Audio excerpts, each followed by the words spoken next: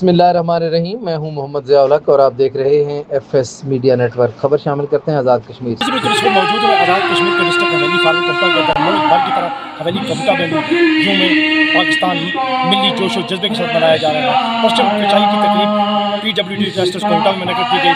परचम कुशाई की तकरीब में वज़ीर बल्दियात आज़ाद हुकूमत रियासत जम्मू कश्मीर राजा फैसल मुमताज़ राठौर की ख़ुसूसी शिरकत, कायम मकाम deputy commissioner Haveli Sarfaraz Ahmad Shah SP हवेली और अवाम इलाके की कसीर तादाद में शिरकत की और इसके चाको चौबंद दस्ते ने सलामी पेश की। और जो मरकज़ी तकरीब है वो गवर्नमेंट बॉयज़ डिग्री कॉलेज कोहटा में मुनक़्क़िद की जाएगी।